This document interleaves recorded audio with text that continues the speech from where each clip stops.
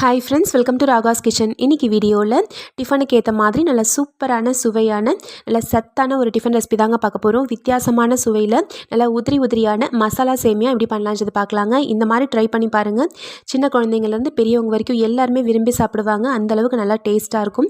இப்போ இந்த மசாலா சேமியா செய்கிறதுக்கு ஒரு சின்ன மிக்ஸி ஜார் எடுத்துக்கலாங்க. இதில் 5 பச்சை மிளகாய், நல்ல ஒரு கைப்பிடி அளவுக்கு ஃப்ரெஷ்ஷான கொத்தமல்லி, இது கூடவே 3 கிராம்பு, சின்ன துண்டு பட்டை, நல்ல ஒரு 1.5 இன்ச் அளவுக்கு இஞ்சி, 3 பல்லு பூண்டு போட்டு கொஞ்சமாக தண்ணி விட்டு நல்லா நைஸாக அரைச்சிக்கலாம். இன்றைக்கி நான் 200 கிராம் அளவுக்கு சேமியா பயன்படுத்த போகிறேங்க.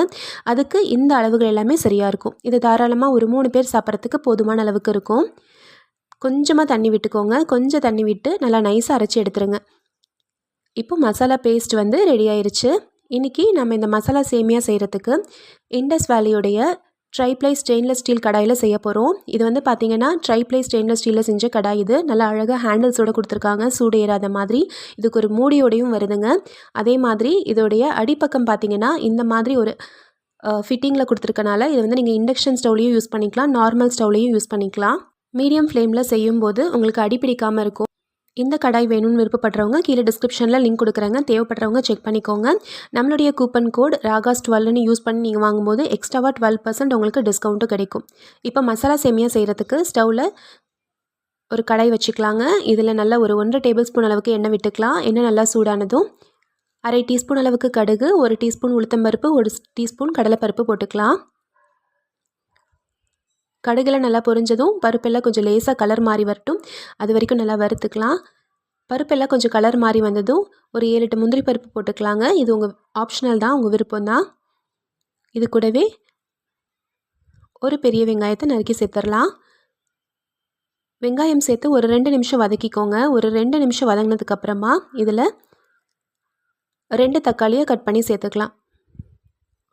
நம்ம எப்பயுமே செய்கிற சேமியா உப்புமா விட இது நல்லா டேஸ்ட்டாக இருக்கும்.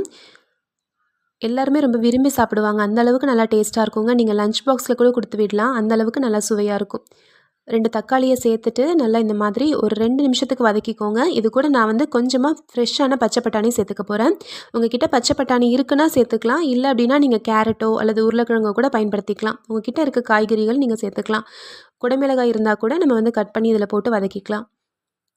பச்சை பட்டாணி ஒரு 1/4 கப் அளவுக்கு சேர்த்துட்டு ஒரு நிமிஷம் வதக்கிட்டு இதில் நல்லா ஒரு 1.5 ஸ்பூன் அளவுக்கு கல்லுப்பு சேர்த்து ஒரு 2 நிமிஷம் நல்லா வதக்கிக்கலாம்.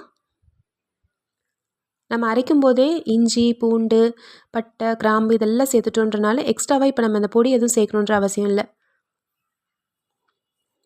1.5 ஸ்பூன் உப்பு சேர்த்துட்டு நல்லா கலந்து விட்டுருங்க. இப்போ நம்ம அரைச்ச மசாலாவை சேர்த்துடலாம். இந்த கொத்தமல்லியோட ஃப்ளேவரோட இந்த மசாலா சேமியா அவ்வளோ சூப்பராக இருக்கும்.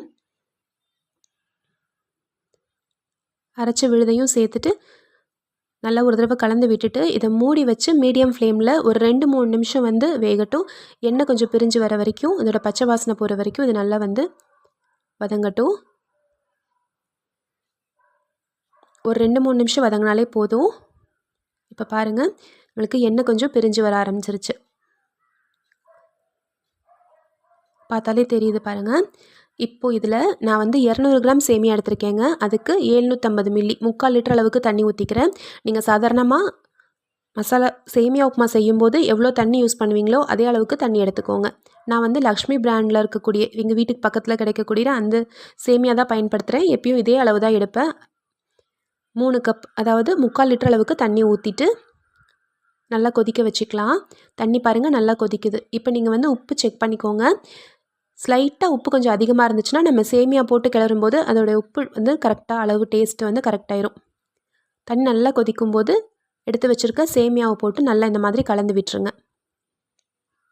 கலந்து விட்டுட்டு மூடி வச்சிடலாம். மூடி வச்சு ஒரு 5 நிமிஷம் இது நல்லா வேகட்டும்.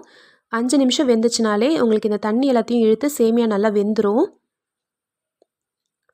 ஒரு 5 நிமிஷத்துக்கு அப்புறமா இப்போ பாருங்கள், சேமியா நல்லா வெந்துருச்சு, தண்ணியெல்லாம் இழுத்துருச்சு. ஆனால் உதிரியாக இல்லை. இப்போ நம்ம வந்து திறந்து வச்சு